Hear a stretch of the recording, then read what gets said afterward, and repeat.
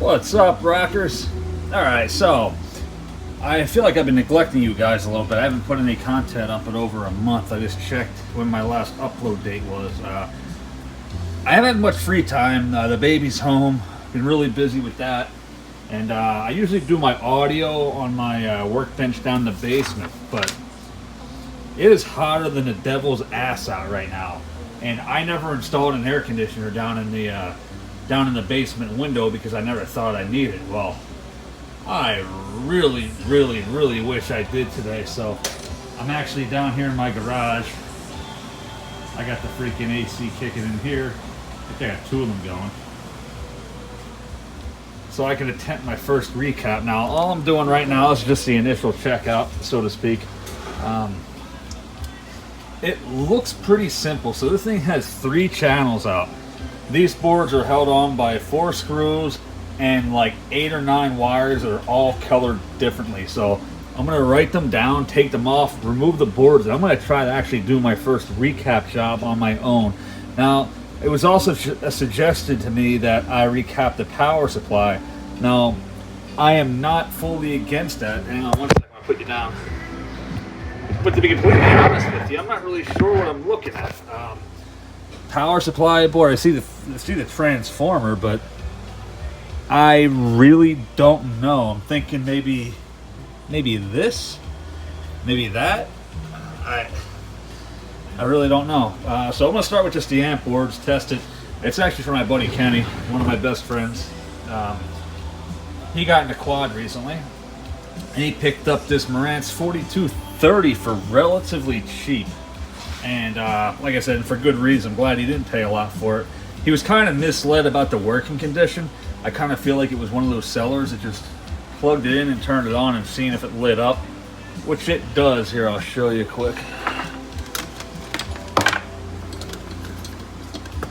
Now I know it's the amp because the outputs, the RCA outputs work on it.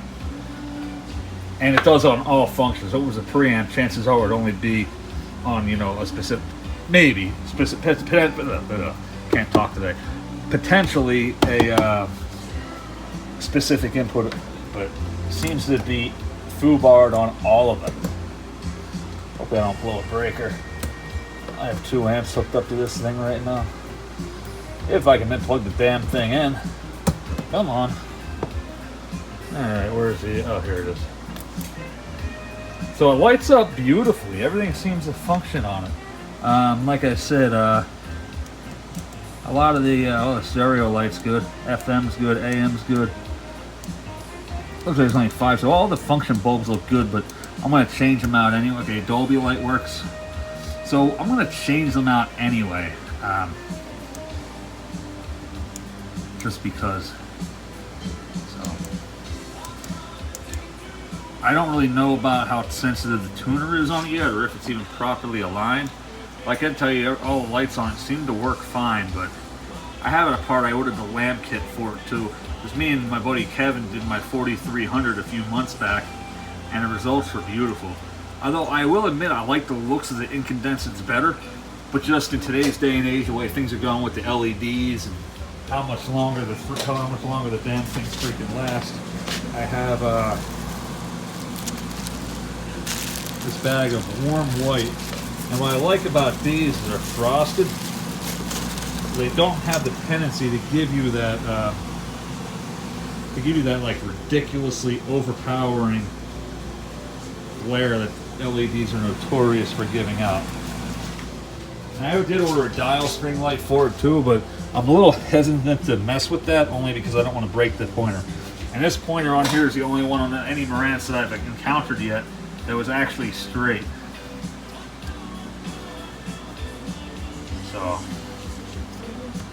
So we'll see. Wish me luck on them. Of course, while I'm in here, I'll deoxide everything. I'll take the faceplate off. In fact, these are the wrong screws, so I'll order them the right screws.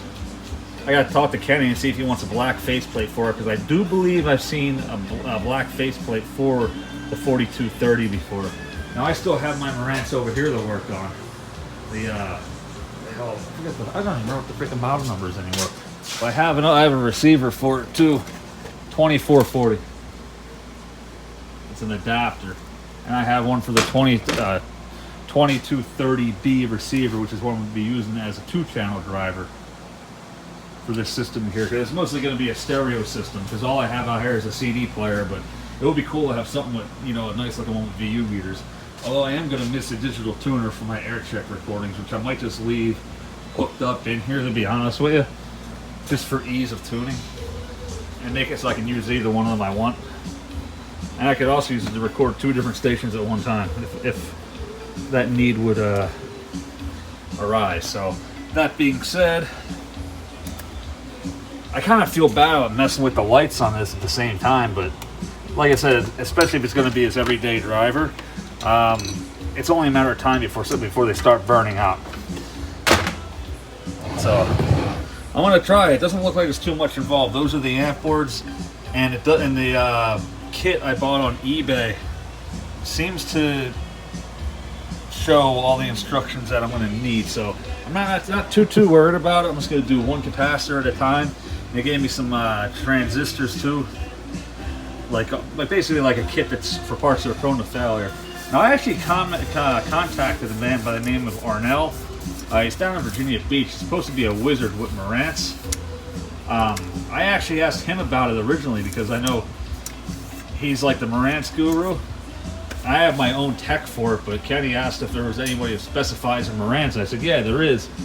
He's not cheap, but I'll message him for you. And he says he don't work on the 4230 because of lack of available parts. So I'm going to do what I can with myself, and hopefully I can do it. If not, I'll be hitting my dude Zach up with it. But yeah, that doesn't look too bad. So I'm going to get started on the wiring diagram, and I'll check up with you on progress and let you know how I'm going. Whether I fail or succeed, we shall find out.